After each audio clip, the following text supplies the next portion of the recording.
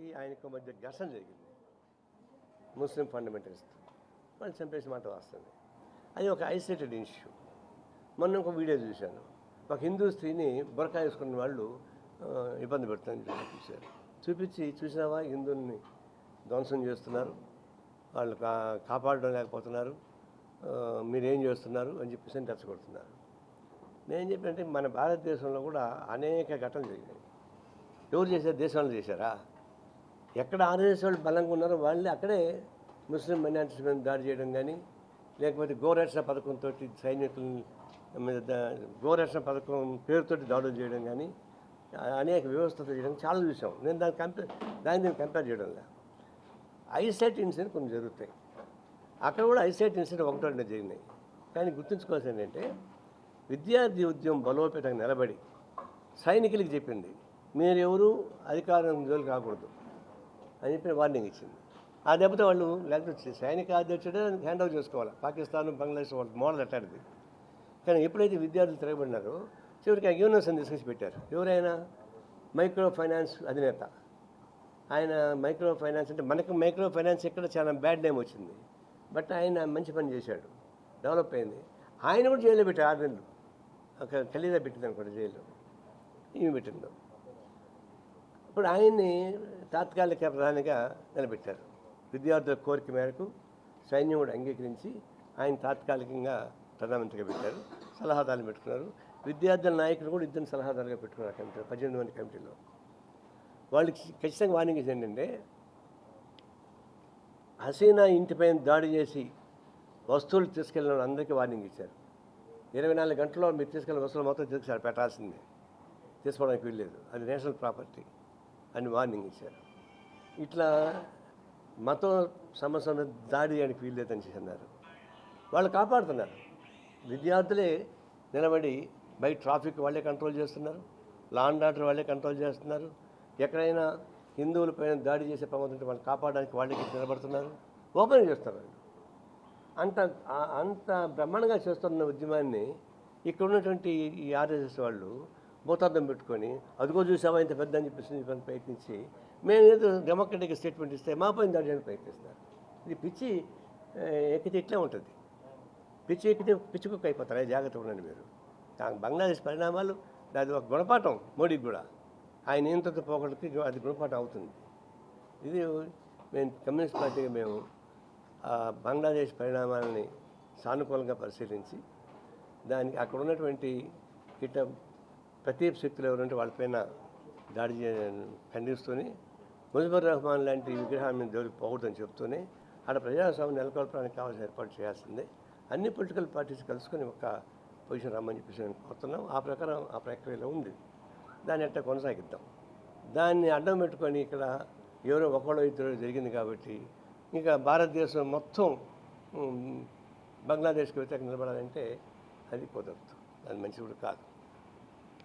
Parliament ఇప్పుడు వక్ఫ్ బోర్డుకి సంబంధించి ఒక బిల్లు వచ్చింది. అది చాలా సెన్సిటివ్ ఇష్యూ. ఎప్పటికైనా ఒక కమ్యూనల్ ఇష్యూ ఇప్పుడు సెన్సిటివ్గా ఉంటుంది. దానికి ఉన్న వాళ్ళకున్న మనం కూడా గౌరవిస్తున్నాం మతాన్ని, మతాన్ని ద్వేషించడం లేదు. ఏ మతానికి ఆ మతాన్ని గౌరవిస్తున్నాం. దానిలో 2-3 అంశాలు ఆ బిల్లులో మంచిగా లేవు. మాకు కూడా అభ్యంతరాలు ఉన్నాయి. ఎందుకంటే ఆ కమిటీలో ఆడవాళ్ళు ఉండకూడదు అని వాళ్ళు ముస్లిమ్స్ ఫండమెంటల్ చెప్తున్నారు. అది కరెక్ట్ కాదు. అట్లా 2-3 అంశాలు ఉన్నాయి. అందులో మేమేం చెప్పామంటే మీకు మెజారిటీ ఉంది కాబట్టి పార్లమెంట్ బిల్లు పాస్ చేస్తే మళ్ళీ అది ఒక అరాచకం పాలవుతుంది. అది కరెక్ట్ కాదు. అది సెలెక్ట్ కమిటీకి పంపించండి. దానిలో కూలంకషంగా చర్చ జరుగుతుంది. అప్పుడు ఒక పరిష్కార మార్గం అవుతుంది తప్ప గుండు గుర్తుగా ఆ బిల్లుని యాజ్ ఇట్ ఈజ్గా అమలు చేయబాకని చెప్పేసి అనేది విత్డ్రా చేసుకునే ఒక డిమాండ్ ఉంది. ఒకవేళ విత్డ్రా చేసుకోవాలి, ఇది పొగరబోతు గవర్నమెంట్, ఇది అంత ఈజీగా విత్డ్రా చేసుకోవద్దు. మేము సెలెక్ట్ కమిటీకి పంపిస్తుంది. ఇంక పార్లమెంట్లో ఆర్గ్యుమెంట్స్ ఉంటాయి తప్పితే అంతకన్నా మించి ప్రయోజనాత్మకమైనటువంటి అంశాలు రావు. సెలెక్ట్ కమిటీలు అంటే పార్టీకి ఒకరు ఉంటారు, పొలిటికల్గా చర్చిస్తారు. చర్చించి ఏది ఇబ్బంది ఉంటే దాన్ని సెన్సిటివ్, ఇప్పుడు నేను చెప్పిన ఇష్యూ ఉంది, అది ఓపెన్గా చర్చిస్తే ఏమవుతుంది, అదే ఒక క్లియర్ అవుతుంది. ఇప్పుడు నేను ఈ మాట దానికి వీడు ముస్లింకి అనుకూలని చెప్తారు కావాలంటే. అది అట్టని కాకుండా సెలెక్ట్ కమిటీకి పెడితే మంచిదని చెప్పేసి నా ఉద్దేశం. అట్లా చేయమని కోరుతా ఉన్నాం. ఇప్పుడు వచ్చినటువంటి దీనిలో కేంద్రంలో బడ్జెట్ గురించి ఇంతకుముందు చెప్పారు మన వాళ్ళు, మళ్ళీ చెప్పక్కర్లేదు అనుకుంటా. కానీ మీకు చెప్పాల్సింది ఏంటంటే నీతి ఆయోగ్ అనేది ఇంతకుముందు ఆ ప్లానింగ్ కమిషన్. అది ప్లానింగ్ కమిషన్ ఎట్లా ఉంటుంది, ఒకసారి వైవిరెడ్డి గారితో మాట్లాడినప్పుడు చెప్పింది ఏంటంటే ఆయా రాష్ట్రాల్లో ఉన్నటువంటి భౌతిక పరిస్థితులు, రాజకీయ పరిస్థితులు, సాంఘిక పరిస్థితులు ఇవన్నీ దృష్టిలో పెట్టుకొని ఉన్న బడ్జెట్ని కేటాయిస్తాం. దానిలో ఏ రాజకీయ పార్టీ ఉంది, ఏ రాజకీయ పార్టీ లేదు ఉండదు. ఆ ప్రకారం ప్లానింగ్ కమిషన్ ఉండేది. ఇప్పుడు దాన్ని నీతి ఆయోగ్గా మార్చారు. మార్చి ఇప్పుడు ఏమంటున్నారు, వీళ్ళు ఏం చెప్పితే అది చేస్తున్నారు. వాళ్ళు అడిగితే ఉన్నారు మాకే సంబంధం, నీతి ఆయోగ్ చెప్పింది దానిపైన నెట్టేస్తున్నారు. అంటే వీళ్ళకి అనుకూలంగా ఉన్న రాష్ట్రాలకి ఎక్కువ బడ్జెట్ ఇస్తున్నారు, వ్యతిరేకంగా రాష్ట్రాలకి ఎంబడి చేసి చూపిస్తున్నారు. ఇప్పుడు కేరళ రాష్ట్రాన్ని ఎంత ఏడిపిస్తున్నారు తెలుసా వాళ్ళు చివరికి సుప్రీంకోర్టుకు పోయారు. మా గవర్నర్ మా బిల్స్ ఆపేస్తున్నాడు, సంవత్సరం 2 నెలలు బిల్లు ఆపేస్తే మాకు ఎట్లా సాధ్యం అవుతుంది చెప్పేసి కేరళ ముఖ్యమంత్రి సుప్రీంకోర్టుకు పోయాడు. సుప్రీంకోర్టు వాళ్ళు దానికి నోటీస్ ఇచ్చి చర్చిస్తున్నారు. అంటే కేరళలో, తమిళనాడులో, తర్వాత వెస్ట్ బెంగాల్లో, ఢిల్లీలో ఇట్లాంటి రాష్ట్రాలలో వాళ్ళు లెఫ్టినెంట్ గవర్నర్స్ ఉపయోగించుకొని దుర్మార్గంగా కక్ష సాధింపు చేస్తున్నారు. ఈ పద్ధతుల్లో ప్రజాస్వామ్యాన్ని కాపాడడం సాధ్యం కాదు. దీనిపైన కేంద్ర ప్రభుత్వం తీసుకోవాల్సిన నిర్ణయాలు ఒకటి గవర్నర్కి మీరు పెత్తనం ఇవ్వబాకండి. ఎలక్టెడ్ గవర్నమెంట్స్ ఉన్నాయి, ఎలక్టెడ్ గవర్నమెంట్స్ క్యాబినెట్ ఉంది, దాని నుంచి మీరు చర్చించండి. ప్రతిపక్షాలు ఉన్నాయి, చర్చించుకోండి. అంతేగాని మీ ప్రతిపాదన మాకు సంబంధం అనిపిస్తుంది పక్కన పడేస్తే కుదరదు. ఇప్పుడు పాండిచేరి లెఫ్టినెంట్ గవర్నర్ ఉంది, అసెంబ్లీకి సంబంధం లేకుండా వాళ్ళు అన్నీ ఆపేస్తున్నారు అడ్మినిస్ట్రేటివ్గా. ఢిల్లీ ఉంది, ముఖ్యమంత్రిని తీసుకొని జైల్లో పెట్టి లెఫ్టినెంట్ గవర్నర్ పరిపాలిస్తారు రాష్ట్రాన్ని. అంటే అన్నీ బిల్లు ఆపేస్తున్నారు. ఒక విధంగా చెప్పాలంటే ఎలక్టెడ్ గవర్నమెంట్ని ధ్వంసం చేసేటువంటి పద్ధతుల్లో, అంటే మీకు వ్యతిరేకంగా ఉంటే అనుకున్న జోలికి పోరు. ఇప్పుడు కేజ్రీవాల్ మోడీకి నమస్కారం పెట్టేసారనుకో, ఆయన బయట ఉంటాడు, లోపల ఉండడు. అట్లాంటి ఎంతమంది లేరు? వేల కోట్ల రూపాయల అవినీతి పాల్పడిన వాళ్ళందరూ కూడా బెయిల్ పైన ఉన్నారు కదా, దయాదక్షిణల పైన.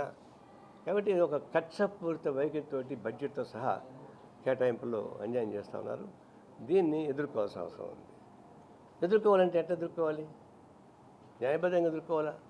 న్యాయబద్ధంగా ఎదుర్కోవాలంటే మన తెలుగు రాష్ట్రాలు ఉన్నాయి, ప్రతిపక్షమే లేదు, అంత అధికారపక్షమే. ఆంధ్రప్రదేశ్లో ఇద్దరు వాళ్ళ పక్కే ఉన్నారు. జగన్ ఆయన పక్కే ఉన్నాడు, చంద్రబాబు ఆయన పక్కే ఉన్నాడు.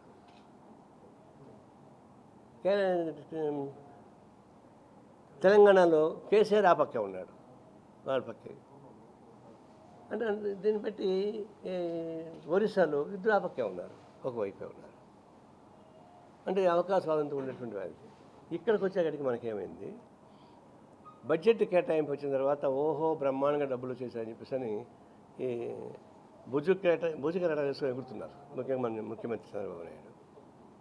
ఏమొచ్చింది, మీకు 15,000 కోట్ల రూపాయలు రాజధానికి ఇచ్చారు.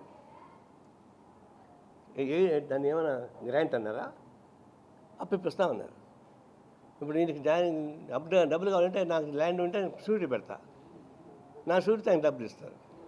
ఆయన డబ్బులు ఎగురితే నా భూమిని ఒక ఏళ్ళ వేస్తారు. అట్లాంటి షూరిటీ వాళ్ళకి ఇచ్చింది, అప్పుగా ఇచ్చారు చెప్తే వాళ్ళేమి గ్రాంట్కి ఇవ్వలే. నిన్న సీతారామన్ చాలా అందంగా అబద్ధం చెప్తుంది. ఆమె చేసినంత అబద్ధాలు ఇంకొకటి చెప్పరు.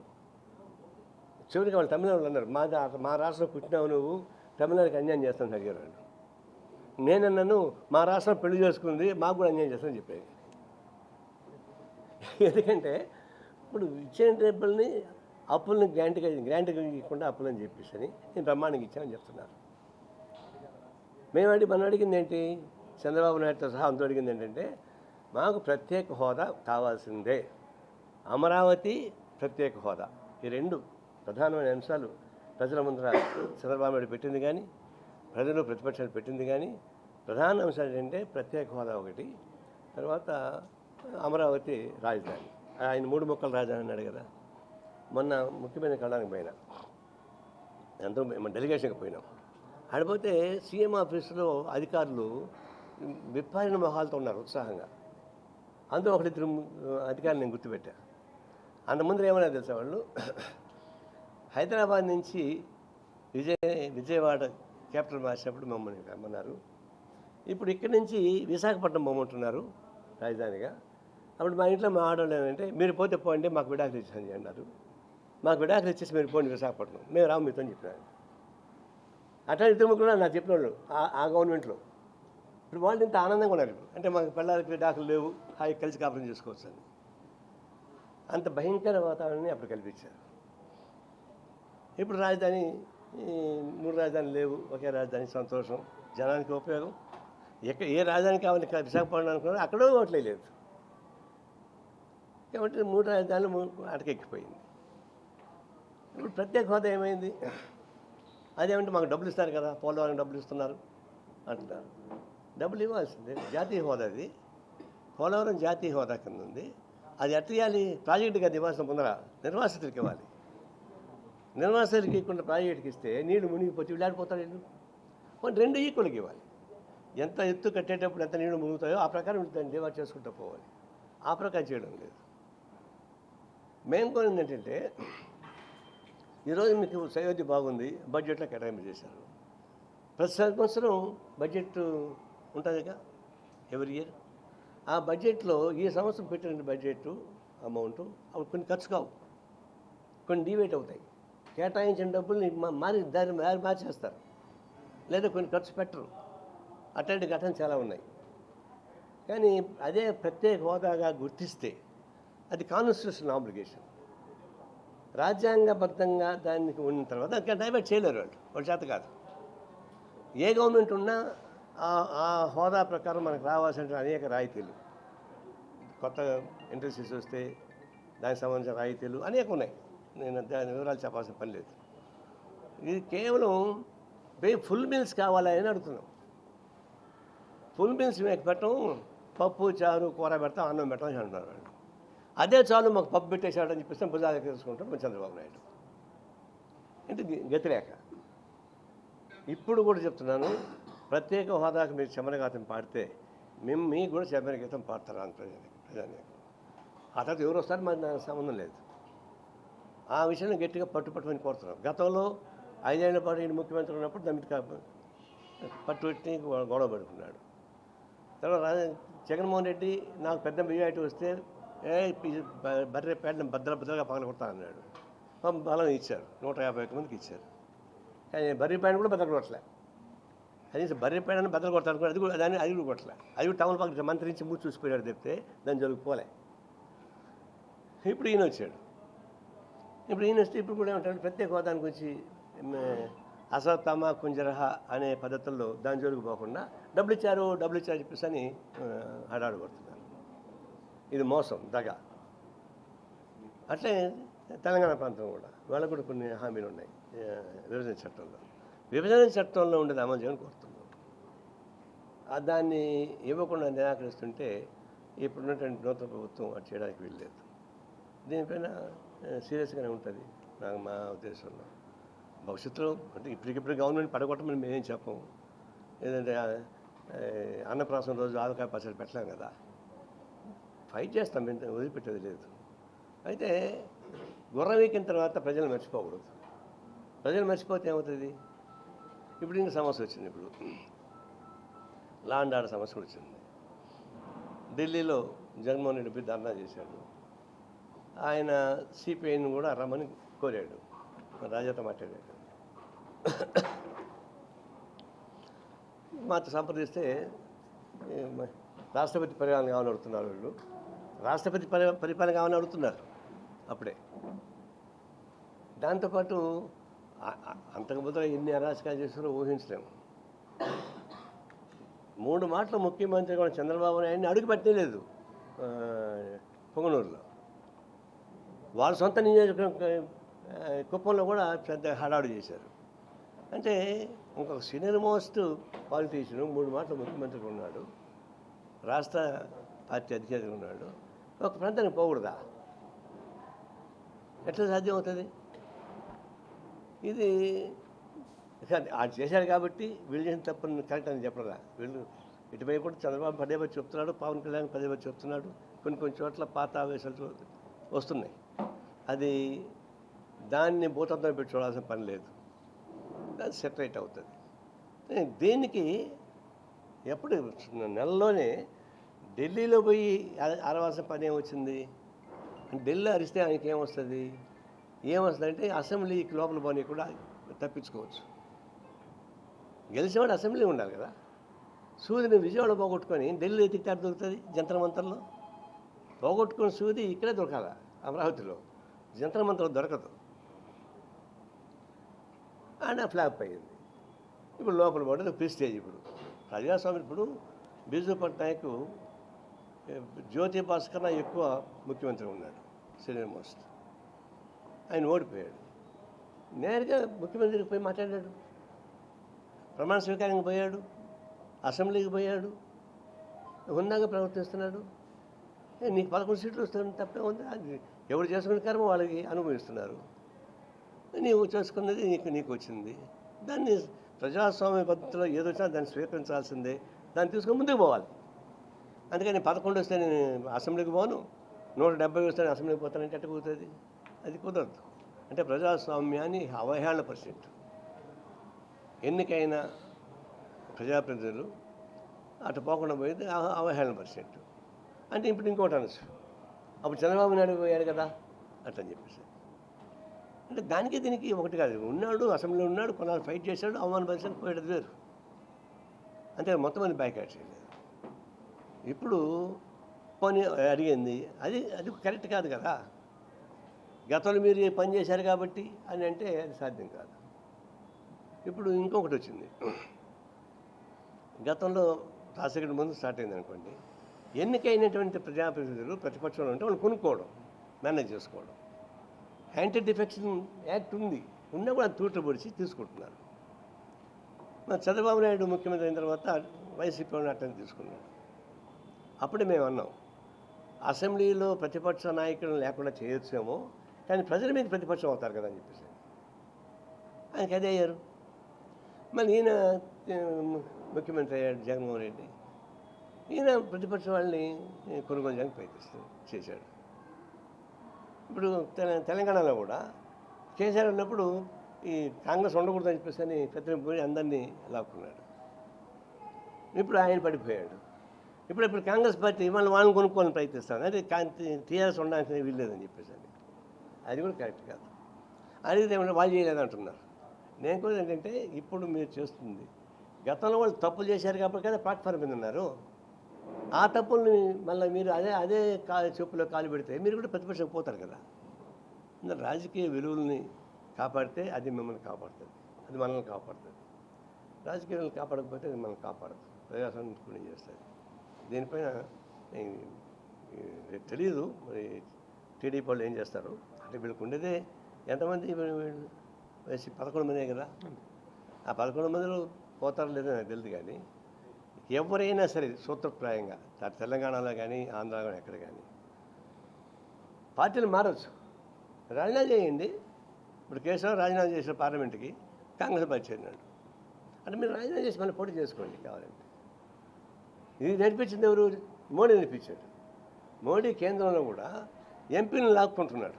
రాజ్యసభలో తక్కువ ఉంది, రాజ్యసభ సభ్యుల్ని డిఫెక్ట్ చేసుకుంటున్నాడు ఇతర పార్టీని రాజీనామా చేయకూడదని. అందులో మోడీ నుంచి ప్రారంభమయ్యి రాష్ట్రంలో ఒక బ్యాడ్ ట్రెండ్ ఒకటి వస్తుంది. అందువల్ల యాంటీ డిఫెక్షన్ చట్టాన్ని ఇంకా పదునెక్కించాలి. ఎవరైతే డిఫెక్ట్ అయితే వాళ్ళు ఆటోమేటిక్ రిజాల్వ్ అయిపోవాలి వాళ్ళు. ఆ ప్రకారం దీన్ని మార్పులు తెమ్మని చెప్పేసి కోరుతున్నాం. ఎన్నికల విధానం కూడా మార్పులు రావాలి. ఇప్పుడు ఈవీఎంస్ మీద అనేక అనుమానాలు ఉన్నాయి. పోలైన ఓట్లకి లెక్కింపు జరిగిన ఓట్లకి తేడా వస్తుంది. అప్పుడు కూడా మనం ఏమన్నాము, ఇప్పుడు వాట్సాప్ వచ్చేసినాయి. ఈ బూతులు తిరుపతి బూత్లో ఇంత ఓట్లు పోలైనాయనంటే ఆటోమేటిక్గా ఆన్లైన్ పెట్టేస్తే దేశం వెళ్ళిపోతుంది. ఒక్క నిమిషం. అలానే బైరాగపట్టిన బూత్లో ఇన్ని ఓట్లు వచ్చినాయి, ఇన్ని ఓట్లు కాంగ్రెస్కి వచ్చింది, ఇన్ని ఓట్లు ఇంకొక పార్టీకి వచ్చినాయి అని పెట్టేస్తారు ఆటోమేటిక్గా. వస్తుంది కదా టీవీలో, అదే ప్రకారం పెట్టేస్తే సరిపోద్ది. కానీ అడిగితే వారం 10 రోజుల పాటు ఎన్నికల కమిషను ఒప్పుకోలే, మేము పెట్టలేమన్నారు. చివరికి సుప్రీంకోర్టు మందలిస్తుంది తప్ప పెట్టలే. 1 వీక్ పడుతుందా? దీన్ని బట్టి ఒకటి ఏంటంటే ఎన్నికల కమిషన్ కూడా మేనేజ్ చేసింది, ఈవీఎంస్ ట్యాంపర్ చేసింది అని అనుమానం ఉంది. అనుమానం నివృత్తి కావాలంటే ఒకటే మార్గం, 122 దేశాలలో బ్యాలెటే ఉంది, 1-2-3 దేశాలు తప్ప ఈవీఎంస్. మనకు కూడా బ్యాలెటే కావాలి, ఎన్నికల రిఫార్మ్స్ కావాలి. ఎన్నికల రిఫార్మ్స్ ఎట్లాగా ఉండాలి? ఈ డిఫెక్షన్ చట్టానికి అత్యంతం కావాలంటే ప్రపోర్షనల్ రిప్రజెంటేటివ్ సిస్టమ్, అంటే దామాషా పద్ధతుల్లో ఏ పార్టీకి ఎన్ని ఓట్లు వస్తే దాని ప్రకారం వస్తారు. అట్లా రిఫార్మ్ చేయాలి. తర్వాత ఈవీఎంస్ని రద్దు చేసి మాన్యువల్గానే పెట్టాలని చెప్పేసి మేము కోరుతున్నాం. అప్పుడు ఈ అనుమానాలకు లేకుండా పోతాయని మా ఉద్దేశం. ఏమున్నాయి? Anything more? నీళ్ళే సార్, ఈ ఉంగనూరు తూములు కానీ మదనపల్లి దాని మీద ప్రభుత్వం ఆ పాయింట్ మిస్ అయ్యా నేను. అందకోడిగా జరుగుతుందా లేకపోతే ఇప్పుడు మళ్ళీ ఎక్కడి నుంచి స్టార్ట్ అవుతుందంటే మన చంద్రబాబు నుంచే స్టార్ట్ అవుతుంది. ఆయన ముఖ్యమంత్రిగా ఉన్నప్పుడే 22A పెట్టాడు. నువ్వే కదా పెట్టామని అడిగా మొన్న. అది జనం కోసం పెట్టాను, వాళ్ళు ఉపయోగించుకున్నారు అన్నాడు. దాన్ని ఇల్లీగల్గా ఉపయోగిస్తున్నది.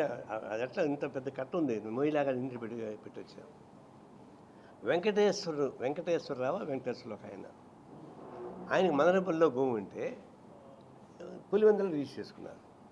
ఏది ఒక ఫోర్జరీ సంతకం చేసి రిజిస్టర్ చేసుకొని ఏదో ఒక ఎక్స్ తగ్గించి దాని నుంచి మళ్ళీ రామచంద్రారెడ్డి కుటుంబీలకు రిజిస్టర్ చేయించారు. ఇప్పుడు ఇది ఫోర్జరీ అండి అని పోలీస్ స్టేషన్కి పోతే అతని లోపల కేసు పెట్టారు. అతని 10 కేసులు ఉన్నాయి, 10 FIRలు ఉన్నాయి ఆయన పైన. ఆయనకు అన్యాయం జరిగినప్పుడంతా పోతాడు కేసులు పెట్టడానికి, అతని లోపల కేసు పెడతారు. ఇప్పుడు మదనపల్లి భూమికి పులివెందులు రిజిస్ట్రేషను, కడపలో రిజిస్ట్రేషన్, తిరుపతిలో రిజిస్ట్రేషను, ఇక్కడ తిరుపతి కాదు రాయచోట రిజిస్ట్రేషను. భూములు ఎక్కడో ఉంటాయి, ఆ మండలంలో రిజిస్టర్ చేసుకోడు. ఎందుకంటే ముందు ఫోర్జరీ చేస్తారు, చేసి రిజిస్టర్ చేసుకున్నారు. అప్పుడు కోర్టుకు పో, ఆ ఫోర్జరీ తెలియదు ఎప్పుడు, ఫోరెన్సిక్ నిపుణులు ఎప్పుడు వచ్చేది, ఈలో పోతాడు కదా. ఆ ప్రకారం చట్టవిరుద్ధంగా కొన్ని వేల ఎకరాల భూముల్ని కాజేశారు దౌర్జన్యంగా, రకరకాలుగా. నాకు తెలిసిన వాళ్ళు మా బంధువులు ఉన్నారు. ఒక మా అక్క మనరాలు, వాడు లాయరు, వాడు భూమిని ఆక్రమించుకున్నాడు, వాడు మాధవరెడ్డి అనేవాడు. తర్వాత మెసేజ్ మొత్తం ఏమైనా తెలియదు కానీ వాడు వదిలిపెట్టాడు. ఇప్పుడు వాడు నెంబర్ 1 ముద్దాయి. ఇప్పుడు అతని మదనపల్లి చుట్టుపక్కల చేసిన దందా అంతా మాధవరెడ్డి అనేవాడే. అంటే నాకు ప్రొటెక్షన్ వీళ్ళే, అబ్బా కొడుకులే. అట్లా భూదందాలు ఒక మదనపల్లి బయటపడినాయి కానీ రాష్ట్ర వ్యాప్తంగా ఉన్నాయి. విశాఖపట్నం చుట్టూ అదే ఉన్నాయి. ఈ 22 నేను ఉపయోగించుకునే అన్ని చోట్ల చేసి వాళ్ళు ఇష్టం వచ్చిన పద్ధతుల్లో చేసిపోయారు. అందుకని మేము ఏం చేసామంటే ఇది కేవలం అధికారులకు ఉపయోగపడితే సాధ్యం కాదు. ఇప్పుడు ఎంక్వైరీ వేశారు, హడావిడికి వచ్చారు. ఇప్పుడు సిఐడికి అప్పగిస్తూ ఉన్నారు ఆ కేసు, మదనపల్లి కేసు అప్పగించారు. సిఐడి ఏం చెప్తారు చెప్పండి? అది మేకలింగా లాంటిది, అదేం చేస్తుంది? దాన్ని సిబిఐ వాళ్ళకి ఇవ్వాలి, లేదంటే జ్యుడిషియల్ ఎంక్వైరీ జరగాలి, అది డీప్గా ఉండాలి. అంతే సిఐడికి ఇచ్చేది పని కాదు. అంటే చంద్రబాబు నాయుడు కూడా దీన్ని తేలికపరిచి చేస్తానని కొంప తీసి నాకు డౌట్. పాత మిత్రులు కాబట్టి ఉంటారేమని చెప్పేసి. అట్లా కుదరదు, మీరు రాజీ పని జనం ఒప్పుకోరు. ఇది రాష్ట్ర వ్యాప్తంగా భూకంపాలు ఉన్నాయి. దీనికి ఆద్రి ఎవరు? చంద్రబాబు నా మీద కుట్ర చేస్తున్నాడు రాజకీయంగా, అంతేగాని నా తప్పేం లేదు. ఎవరు? ఎందుకు మాట్లాడు? ఆయన ఫోర్జరీ చేయించుకొని సంతకాలు పెట్టి కొట్టి లోపల వేసి దొడ్లో మధ్యస్థాలు చేసిన అదే మాట్లాడతాడు. ఇంకేమంటాడు? దానికన్నా ఇంకోటి ఏంటంటే ఈ భూ సమస్యలు, ఈ గొడవలతో పాటు దీన్ని సమగ్రమైన విచారణ కావాలని మేము కోరుతా ఉన్నాం. మదనపల్లి సమస్య వచ్చింది, చూసాము. ఒక మదనపల్లి కాదు, జనం అందరిలో ఉండాలి. ఎందుకంటే జనంలో ఉద్యమాలు లేకపోతే రేపు ఈ గవర్నమెంట్ కూడా అవుతాయి.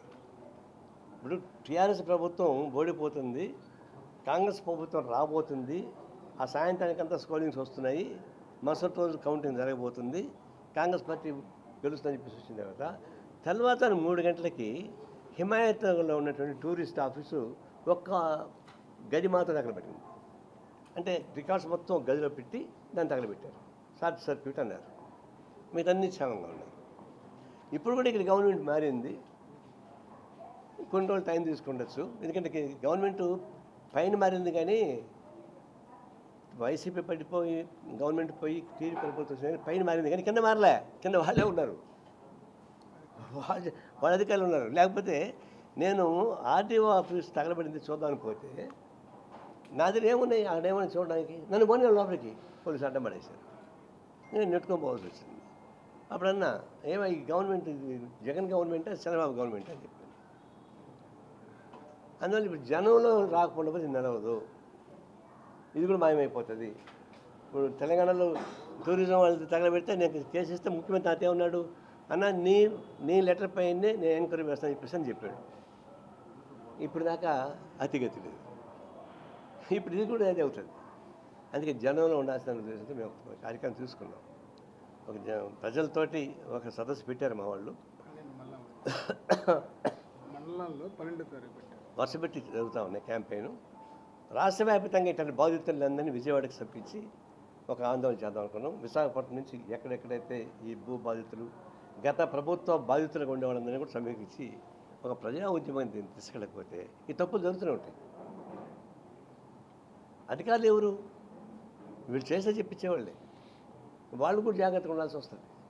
లేకపోతే అసలు ఈ ఐఏఎస్ ఐపీఎస్ ఆఫీసర్లకి వాళ్ళు పర్మనెంట్ ఉద్యోగస్తులు, వాళ్ళు పాలిటీషియన్స్ టెంపరీ ఉద్యోగస్తులు, ఎన్ఎంఆర్స్ 5 ఏళ్ళకి ఒకసారి మారిపోయేవాళ్ళు. ఇవాళ ఎన్ఎంఆర్ల కింద లెక్క.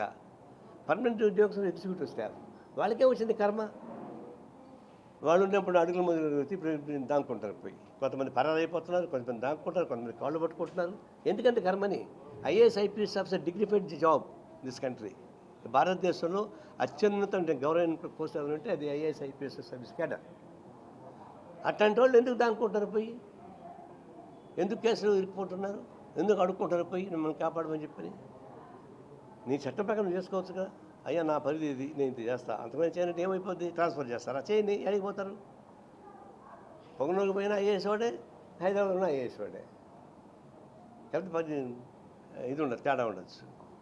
ఈ తాత్కాలికమైనటువంటి ప్రలోభాల్లో పడినటువంటి అధికారులు కూడా దురదృష్టవశాత్తు డిగ్నిఫైడ్గా ఉండాల్సిన వాళ్ళు కాస్త డిగ్నిటీ పోగొట్టుకుంటున్నారు. ఇది దురదృష్టం. నేను నిజంగా పాలిటీషియన్స్ కన్నా నేను వాళ్ళని ఎక్కువ విమర్శిస్తున్నాను. మీకు ఎందుకని ఈ కర్మ? మీరు పర్మనెంట్ ఉద్యోగస్తులు కదా, మిమ్మల్ని తీసేయలేరు కదా, అకాడమిక్ సస్పెండ్ చేయలేరు కదా.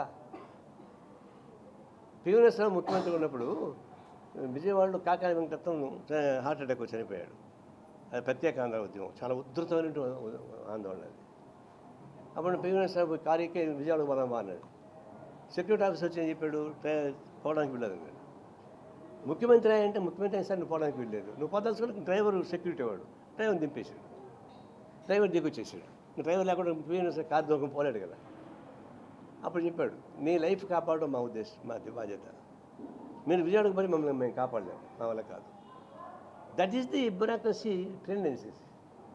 ఇక్కడ ఇంత దిగజారిపోయిన ఉంటే ఇట్లా ఉంటుంది. ఈ విషయంలో ఐఏఎస్ ఐపీఎస్ అధికారులు కూడా కొంపలేమో మునిగిపోవు. మీ చట్టంలో మీరుంటే మీ కొంపలేమో మునిగిపోవు. సస్పెండ్ చేయలేరు, ట్రాన్స్ఫర్ చేస్తారు అంతే. చేయండి, ఏమవుతుంది? రాజకీయ నాయకులు కూడా ఇప్పుడు ఎట్లా తిరుగుతున్నామో అధికారం పోయినప్పుడు ఇట్లా తిరగాల. లండన్ సునాక్ పదవి దిగిన మరుసటి రోజు సంచెత్తుకొని కూరగాయలు తీసుకుంటారు పోయి నడుచుకుంటా. అట్లా ఉండాలి. కానీ ఇదేంటిది? ఒక ఎమ్మెల్యే అయిన తర్వాత ప్రజలకు రావాళ్ళు, ఒక కారులో దప్ప ఉండాలి. మంచి ఉంటే ఇంకా రాలేదు. ఇప్పుడు జగన్మోహన్ రెడ్డి జన్మ రాలేడు బయటికి. ఆయనకి 1000 మంది సెక్యూరిటీ ఆడించి ఇస్తారు. ఎందుకు ఉండాలంట? నీకు క్రిమినల్ బ్రెయిన్ ఉండేవాడికే రక్షణ కావాలి. క్రిమినల్ బ్రెయిన్ ఉండేవాడికి అవసరం లేదు. దీన్ని మనం దృష్టిలో పెట్టుకుని రాజకీయాలు జాగ్రత్తగా కోరుతా ఉన్నాం. ఇంకేదో అడుగుతుంటారు, ఏదో చెప్పబోతుంటే ఇంకేదో అడుగుతుంటే ఇదే జగన్ కూడా పెద్దిరెడ్డికి చంద్రబాబు కాలేజీ రోజులు గొడవలు ఉన్నాయి, అందుకే కక్ష చేస్తున్నారు. కాలేజీలో కూడా చంద్రబాబును కొట్టాడు జగన్. అది ఎప్పుడో మర్చిపోయా. అదంతా కరెక్ట్ కాదు. నేను ఉన్నా కదా, నేను చంద్రబాబు నాయుడు రామచంద్రారెడ్డి ముగ్గురు సమకాలీకులమే. నేను అప్పటికే ఏఎస్ఎఫ్లో యాక్టివ్గా తిరుగుతున్నాను. అప్పటికే వాళ్ళు యూత్ కాంగ్రెస్ అంటే చదువుకుంటారు. అప్పుడు రీసెర్చ్ స్కాలర్స్ ఇద్దరు, Chandrababu Naidu research scholar, Ramachandra Reddy research scholar. నేను ఏఎస్ఎఫ్ పెట్టుకున్నాను. గొడవలు పెట్టిన మాట వాస్తవమే. కొట్లాట ఎవరికి వచ్చింది? మాకు చంద్రబాబు కొట్లాట వచ్చింది. రామచంద్రారెడ్డికి ఆయన కొట్లాట రాలా. ఆయన గ్రూప్ లీడర్, ఈయన గ్రూప్ లీడర్. తలకాయ పలికింది మన వాళ్ళకి. వచ్చింది మన ఎస్ఎఫ్లు ఇద్దరికి వ్యతిరేకంగా మేము పెట్టిన క్యాండిడేట్ కావడంతో వచ్చింది తగ్గు. అది వచ్చింది చంద్రబాబుతో తగ్గు వచ్చింది మాకు. మా దివాకర్ రెడ్డిని పొడిచారు వాళ్ళు, చంద్రబాబు మనుషులు. మా వాళ్ళని తలకాయ పగలు కొట్టారు. ఇది చాలా సీరియస్ అయింది. ఇప్పుడు సజ్జల రామకృష్ణారెడ్డి వాళ్ళ అన్న దివాకర్ రెడ్డి, ఆయనే మా క్యాండిడేట్. అతనే పొడిచారు వీళ్ళు చంద్రబాబు నాయుడు మనుషులు. చంద్రబాబు నాయుడు మనుషులు మా వాళ్ళు కొట్టి తలకాయ బలి కొట్టి గందరగోళం చేశారు. కానీ రామచంద్రారెడ్డికి చంద్రబాబు నాయుడికి విభేదం ఉండొచ్చు, ఘర్షణ ఉండొచ్చు, వాళ్ళు ఎప్పుడు కలబడి కొట్టుకుంది లేదు.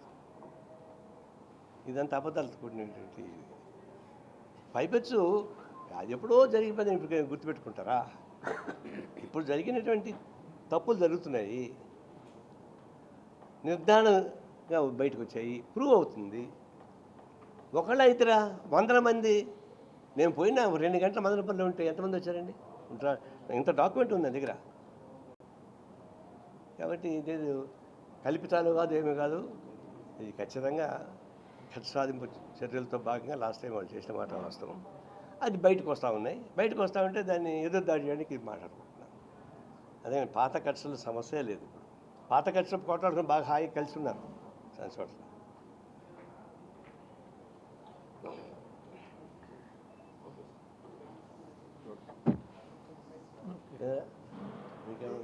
ఈ జిల్లాలో జిల్లాలో నార్త్ ఇండియాలో అదే కదా నేను చెప్పింది.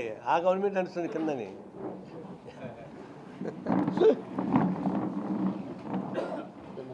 ఫోన్లు వచ్చిందా?